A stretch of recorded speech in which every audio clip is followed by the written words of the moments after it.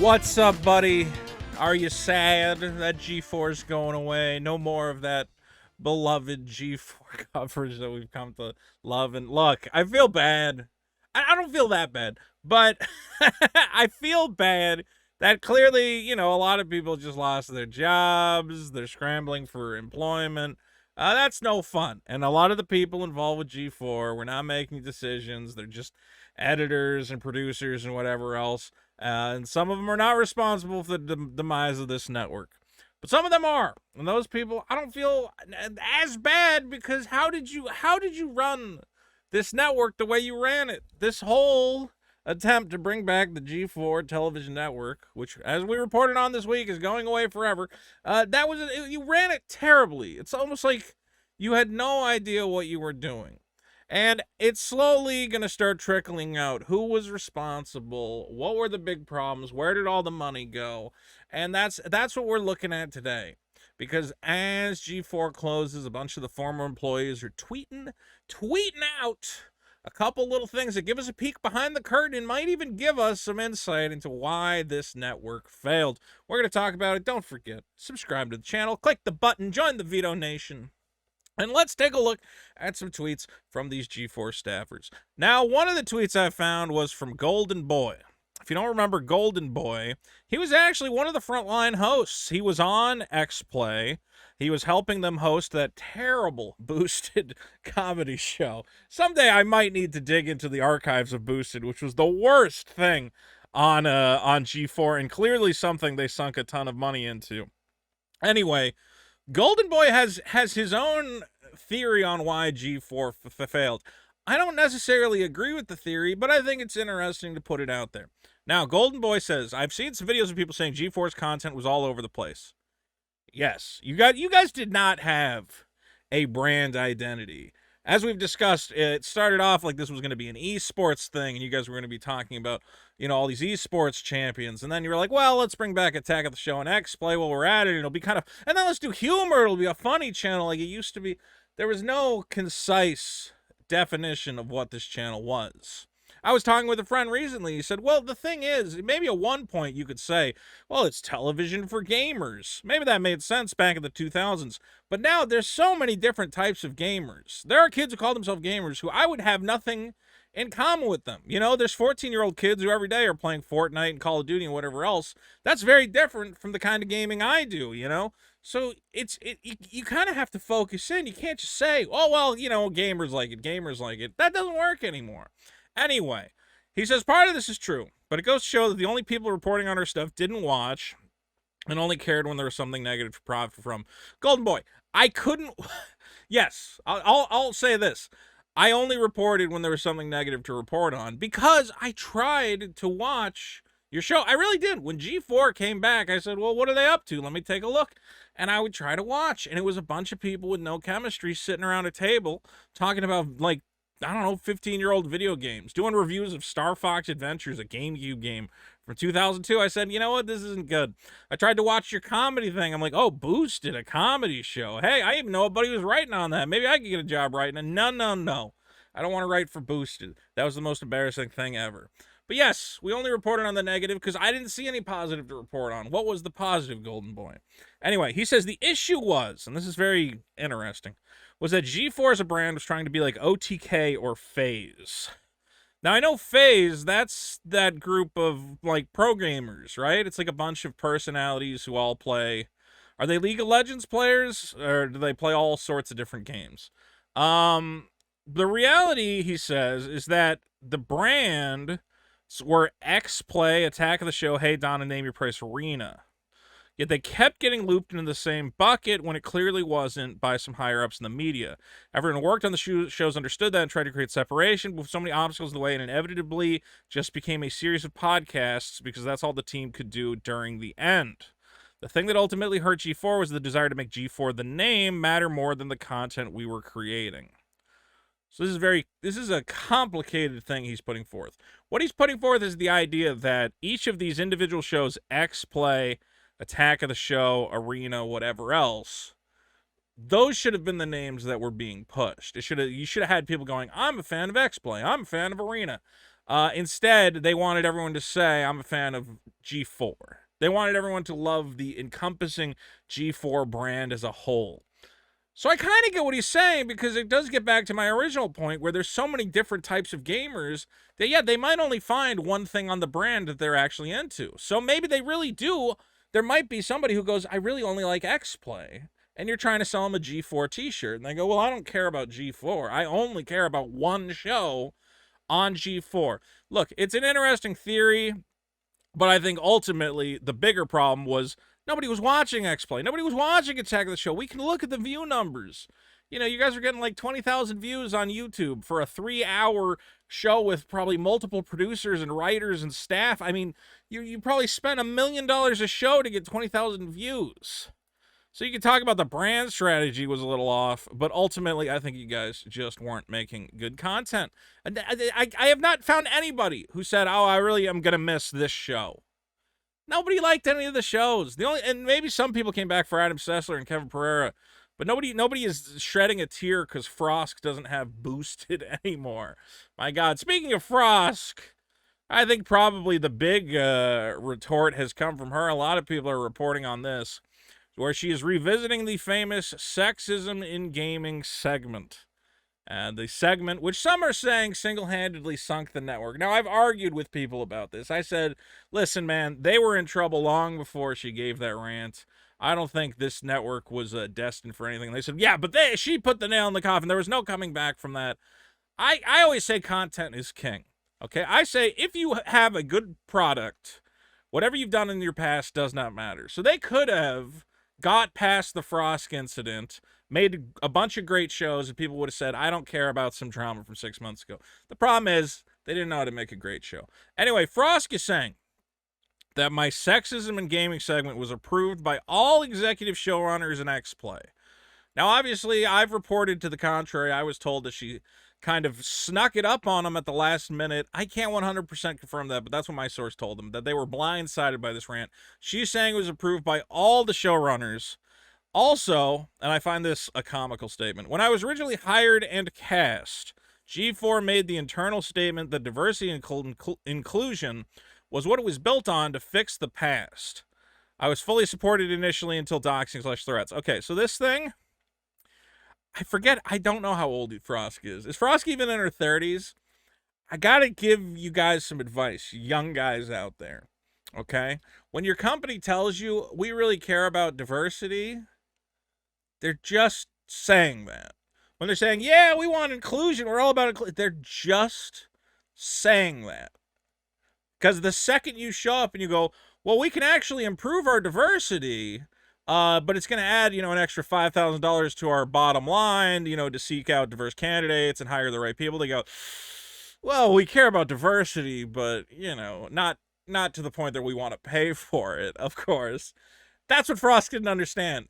Yes, they were all about diversity and inclusion, but your sexism in gaming segment affected their bottom line. People started leaving. People said, I don't want to watch this channel anymore. Is this all this is? Who are these hosts? Why am I being lectured about the fact that I used to gawk at Olivia Munn as a bikini in a bikini as a teenager? You were literally going back to old segments. You were going, she did not exist to be your eye candy. And I'm like, well, then why'd you put her on the fucking TV? It's not my fault. I didn't put her in a bikini. You did that, G4. Why are you yelling at me about it? She goes on, she says, I then asked for support multiple times, was ignored or directly lied about support coming. No guidelines, no plans, no help. Then management changed and became openly hostile. Probably around the time that the female president left and was replaced with somebody who really only cared about the bottom line. I think that was about the time they started pulling her rants off the internet. They went, what did you guys do? You gave a big rant about sexism and you made it the front page of all our social channels for months? Why did you do that? So I think the new management came in. They're like, my God, fix it. But it was too little too late. So saying now, the last thing I'll ever say about G4, people I worked with were lovely. I would do it all again. I love you all.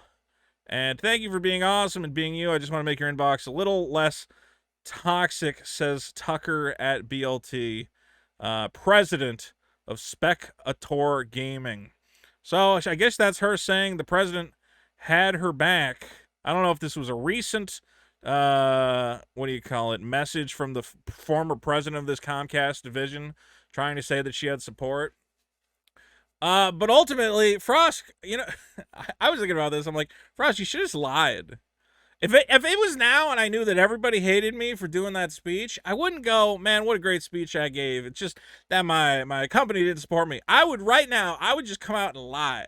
I would go, I didn't even want to give that speech.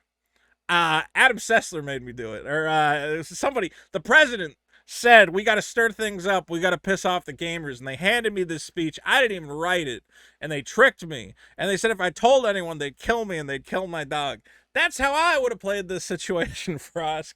But it sounds like you wanted to be honest. You said, my segment was approved. And, oh, I can't believe I wasn't supported. Yeah, well, why didn't you walk it back? Why didn't you listen to the room? We gave you so many opportunities. I gave you the opportunity to come on my channel and do an interview. And we could have talked about it, and you could have clarified what you meant, but instead, you should have just walked it back. Now, I find this fascinating because I've talked about this multiple times. The G4 offices. I'm gonna mute this. I don't know who this guy is. Danny Pina, good for him. This is Danny saying goodbye to the offices. The $70 million office build out. Look at the size of this friggin' office. Are you kidding me? Look, hold on. 1 row of tables, 2 row of desks, 3 row of desks, 4 row of desks. There's like 40 computer workstations here. I know it's a television network. But my God, how many people did it take to make this terrible programming? It doesn't make any sense. You guys didn't even make anything good. All right, he gets up. He's moving around. Look at all these 1, 2, 3, 4, 5, 6 workstations coming down to this custom. Look at all these custom stupid couches. They got a giant production studio here, a giant production studio here. Big old stupid staircase for, oh my God. The amount of money they spent on this stupid office only to close it a year later. Is this the sound stage? Is this the stage? So that's not, oh my God. So you go, oh my God. So you go down, why? Look at this. They got Kojima quotes on the walls. You had to pay a guy to come out and put these things on the walls. He probably was charging you $1,000 a day just to paint stupid shit on the wall. Why did you spend all this money on these offices? Show me this sound stage. So you go through the door. Oh my God, all this to make YouTube content. All this to make YouTube videos. It's such a huge set. It's so unnecessary. All you did was film you guys playing video games. Why did you need this? Oh my God. Look, what this one build out, I would already consider extravagant. I would go, all right, you got one set. That's it. They have like 6 different sets. This is in the heart of Burbank, California, Television City, where all the television networks are. This used to be the, what do you call it? The TMZ offices. Oh my God. Just bleeding money. What did you do? Why did you not just do this? You knew that this was a gamble. Why did you build out this giant space? All right, well, we got one more guy to talk to. We're going to talk to my good friend Adam Sessler. Adam Sessler, who previously took issue with my reporting on him getting fired. And in fact, kind of insinuated, he was like, I don't think I have been fired. And I'm like, well, good. We had our little private message. He said, I think your source got it wrong. I think things are going fine. I'm putting up videos. And I'm like, well, hey, good. I hope I got it wrong, Adam. I hope you got a job. Clearly it didn't work out in his favor. Adam, I'm sorry. Sorry I broke the news that you were getting fired, but everybody got fired, so you don't got to feel that bad. At least everybody went, not just you. Now, Adam signs off and says, I want to send my best wishes to the best and most talented people I've ever worked with. Sure. Please hit me up if there's some way I can help. You're all too awesome to not find your way. And to those misguided fools who need to send vitriol, go right ahead. I'll keep taking your hits like I have for 20 years. I'll still be here just caring about the good people who got jacked. Well, Adam Sessler. If it was Adam Sandler, now that would have been a TV network. Adam Sessler, clearly not happy with what happened. And I'll say this. A lot of people are reporting that Adam Sessler is having a meltdown. He's melting down. I'm a guy who fights with trolls on the internet. So when I see a guy fighting with trolls on the internet, I go, well, how can I say that he's having a meltdown when he's doing exactly what I would do in this situation. All right, here somebody told me you got woke, you went broke. He says, do you fuckwits have one writer only knows one rhyme? Also, like a real adult, unlike your mom, I have multiple incomes. Go fuck a sheep again, you desperate Nazi. All right, well, maybe calling him a Nazi went a little. Why is this guy not a Nazi? I don't. All right, maybe that's a little far, Adam. You can't just toss that around. Adam, well, we're here, over here being adults. Maybe you can grow a thicker skin and not lower yourself to your mom jokes. Your mom's got a thick skin. See, I can't be mad at Adam because I'm like, listen, man, you get fired from your job, a bunch of kids come out of the woodwork calling you a piece of shit, saying you're woke, whatever. Call them bitches. He says, I actually came up with shit was hard. Plus, you fucks like you just hide and yell. He actually scared this kid off. The kid deleted his tweet. I mean, doesn't he win if the kid deletes? Doesn't that mean he was right? I don't know. I kind of hope Adam Sessler. Honestly, I looked at Adam Sessler and what he's doing, and I'm like, this guy should just have his own YouTube channel. I don't think he's an everyman host, and we've talked about that. I don't think he should be out there going, hey, I'm everybody's buddy, because he's clearly got a lot of hate in his heart. But I have a lot of hate in my heart. I hate all sorts of people. So I really hope Adam Sessler, he said he doesn't want to have his own YouTube channel. He says he doesn't want to make his own content. Right here, he says, I'm old and comfortable. This is pretty much it. I also have, he has other jobs and everything. He has a family. Regardless, Adam, I think if you're going to fight with everybody online, do it on YouTube. It would be way funnier, and we'd all have way more fun. Well, anyway, guys, that's G4. That's what's happening. For us, because it's not her fault. Golden Boy says the brand didn't understand how to pitch itself as a brand. The offices were too big, and Adam Sessler's gonna fuck your mom. What do you think about that? Do you think any of these guys knew what really made the channel go down the tubes? I mean, everybody's talking about how talented and incredible everybody they worked with was. Well, then why did it fail? What went wrong? And I'm really hoping that some of these G4 guys are going to start naming some names. There's got to be somebody responsible. Did the people at the top... I mean, I was reading more from that guy who was showing off the offices. He said, they let us make whatever we wanted. We had complete creative freedom. And I go, well, isn't that bad? Shouldn't somebody at the top be making editorial decisions and saying no to some of your terrible ideas? I think that might have been the problem, is that there was actually too much editorial control from the monkeys in the control room. They didn't know what they were doing. They were building big old sets and filling the office with the ne'er-do-wells. But hopefully we're going to get more information about exactly what went wrong. We got a little insight today. And let me know what you think. Don't forget, subscribe to the channel, hit that button, and check out my comic book over at superkiller.org. Coming soon to crowdfunding. You're going to love it. I love you. Take care of yourself.